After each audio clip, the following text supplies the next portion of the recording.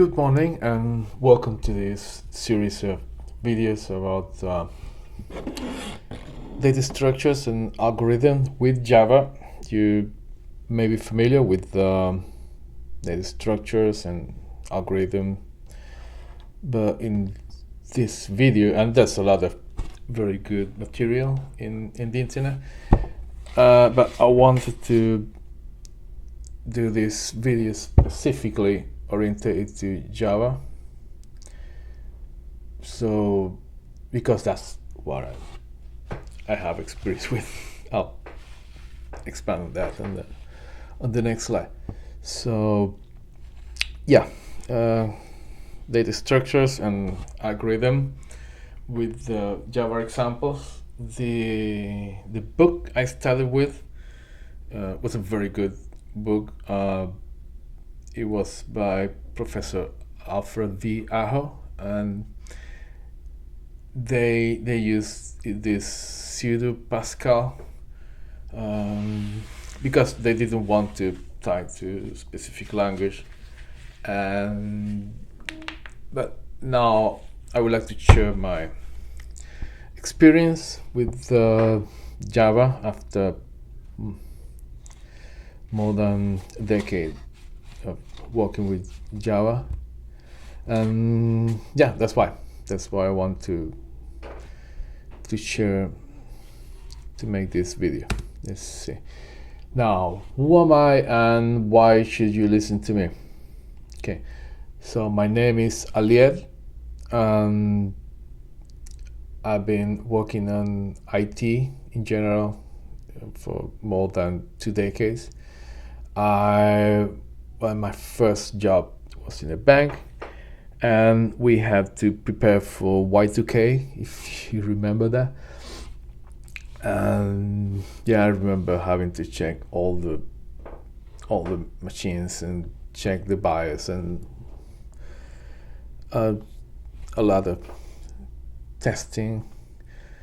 And I've been for the last more than a decade doing backend in Java for many in different places in Argentina, in London, working for companies in different places, different industries. So I think I have some experience. Okay, yeah, you can find my email and my LinkedIn profile in the here. I'll add in the description. So let's see. Okay, before you join, you don't really need to know anything about programming. This can be a good introductory course to programming, but it will help if you have some basic knowledge of object-oriented programming, but you don't really have to. And it will help to understand the example if you have some basic knowledge of the Java language. Doesn't have to be very deep, but at least the syntax of Java. So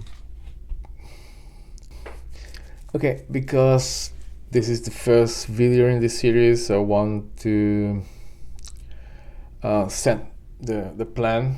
This is the first one, introduction to data structures and algorithm. Then we're gonna take a look at some basics of Java and also some object-oriented programming. That will be the next video with Java, so you understand what's you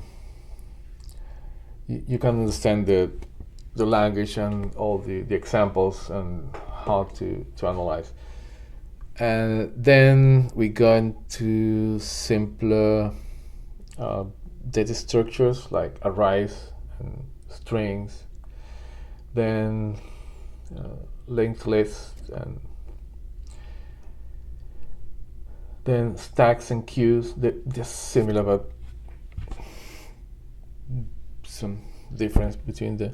Then we're going to go to more complex structures like trees, graph, and then in the algorithm we're gonna do some sorting algorithm, searching,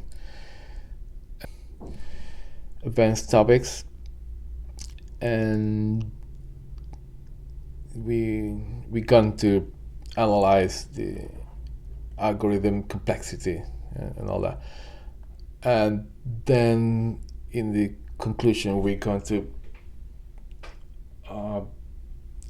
get everything together and have some resources, additional resources if you want to expand on that. In this video specifically, we're going to have an introduction to data structures and algorithm. We're going to have some overview of what is data structure and what are algorithm. Why is it important to know these data structures and how to analyze algorithm, and some very, very basic introduction to Java, so you can follow up on the next video. So this video is very introductory. Don't, if there's anything you don't understand, we're going to go deeper in further videos. Now, what are data structures and algorithm? Is basis of computer program. You, as a software developer, you're going to use, even if you don't know you're using it, you're going to use algorithm to solve the problems you need to solve, and for that you're gonna need to use a few data structure, because you have to have your data in some shape. So the knowing data structures and algorithm, you will be able to provide efficient storage, retrieval, and manipulation of this data, and effective solutions to computational problems. What does it mean? That your program needs to solve some problem, and your task as a programmer, you're gonna need to solve that problem in an effective and efficient way to solve the problem. So you need to find an algorithm of combination. Usually it's a combination of algorithm to solve the problem with efficiency with regards to use of resources, memory, CPU, and specifically, more importantly, time. So that's why we need to understand this. Now, what are data structures?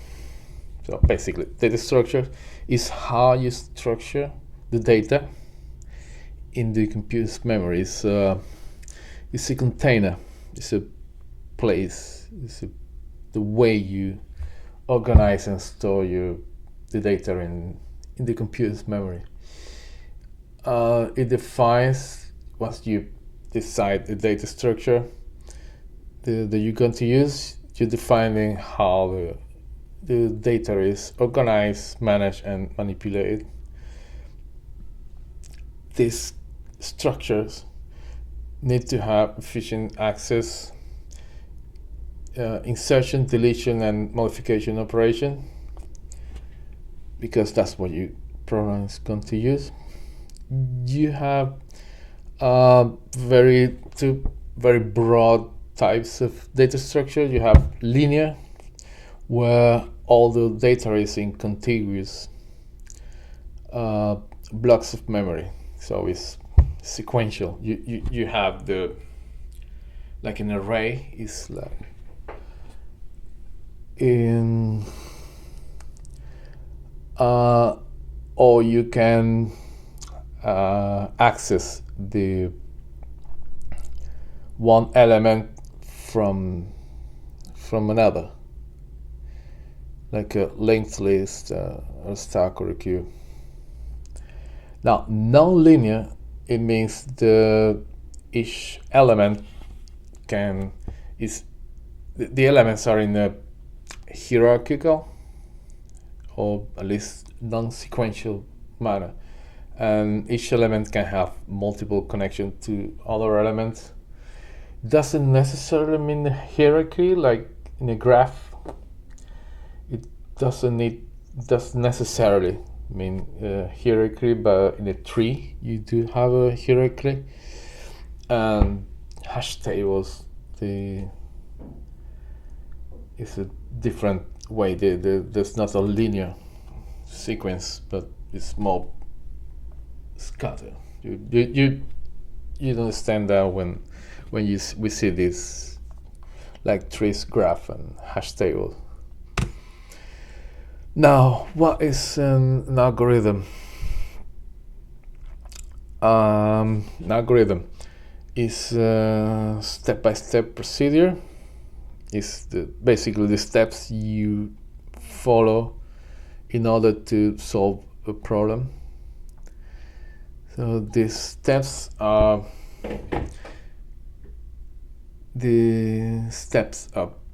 defined in a specific order and in a specific sequence.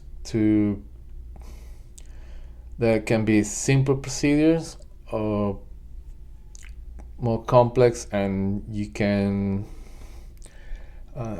usually what you do is that you split a problem into simpler procedures and then combine the output of one to the input as the other one. So you have different types of algorithm, like searching by the purpose. You can have a search algorithm, basically find particular value within all the elements you have, like linear search, binary search, hash-based search. It depends on which, in this scenario, you can decide one or the other. Sorting algorithm, or sorting, like you have a range of elements and you need to arrange the elements in a specific order by a specific criteria. You're gonna have a comparison function, usually is the natural order, but there's different sorting algorithm depending again on the scenario. There's no best, or usually there's no good or bad. It always depends.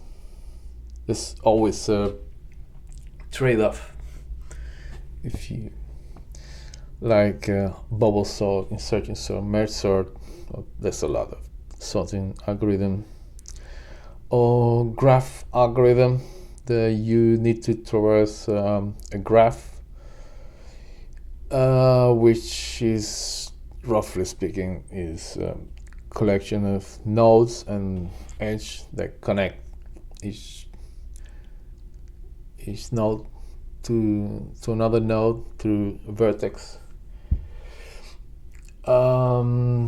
Like depth first search, path first, shortest path, like distra, and many others that you can use to solve more problems.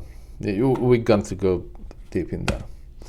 Now another criteria to classify the algorithm is when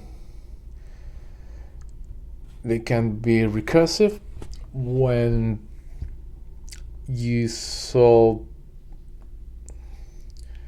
an algorithm by executing itself until you find a stop procedure, like factorial, that the factorial of n is equal to n times the factorial of n minus 1. And if n is 0, factorial is 1, then when you go to n goes to 0, the whole thing goes back, and you can calculate that. Divide and conquer is when you divide, but you divide by amount.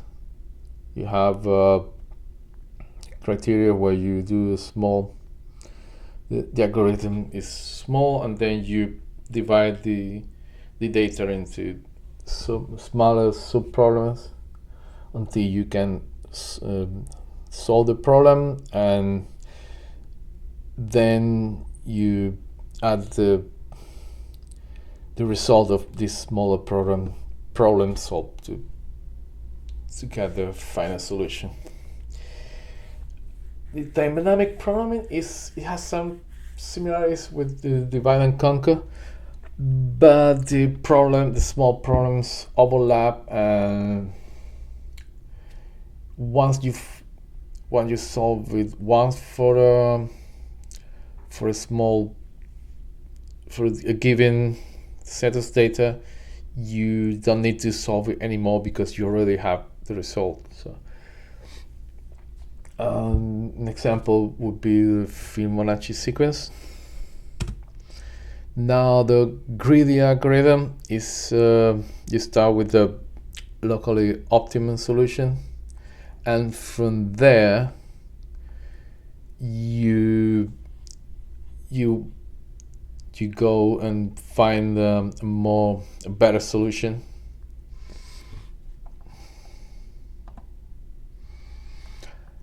And you not guarantee that you find the optimal solution, but it depends on your requirements and time and resources. So you have a candidate set that you try to find a solution. Then you have a function, this is a criteria. The chooses the best candidate, and then you decide whether that candidate can be used to find a solution. We're going to go deep on. We're gonna have a specific video for it. So then you have the brute force, which is the simplest one. You just try all the possible solutions until you find what you're looking for. Imagine when you have a combination log, you try all the possible combinations to open a safe or something like that. Like in sequential search, you just search one by one. Is this the one? Is this the one? No, until you find the one you're looking for. And the backtracking is you finding the solution incrementally. Is recursive, which it means you try to solve the problem with the next combination, with the next node or step. If this solution fails, then we go back one step and try with the next one.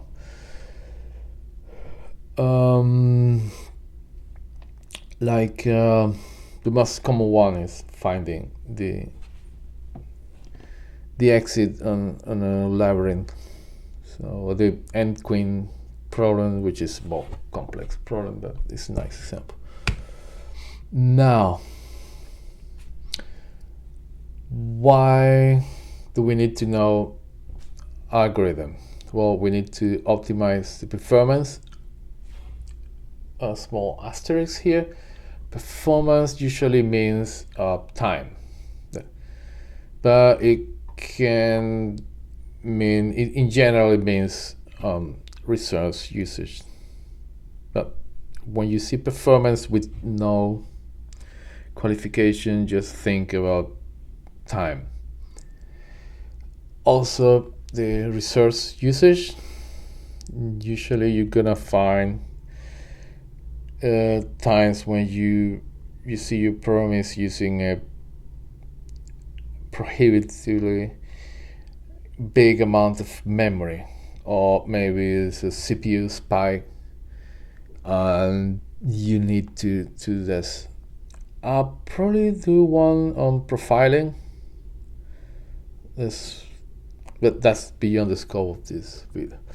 And yeah, of course, when you have good performance and minimize usage of resources, you're gonna have a seamless user experience. The user won't be cursing at you, and you'll be able to release quicker. And also, if you know if you use the right algorithms, and you're gonna have less bugs. So where is this applied? Well, obviously in software development. This, as we say, this is the fundamental, the bedrock to programming. More specifically, in computer graphics, you're gonna use a lot by representing geometric shapes. That's a lot of memory. This is very memory intensive algorithm, textures, images, animation. In artificial intelligence, that too, there's a lot of graph and a lot of data. Bioinformatics, the DNA structure and protein structure, there's a lot of applications. Everything boils down to the first three: performance, resource usage, and I would add less bugs, basically, which provides seamless user experience.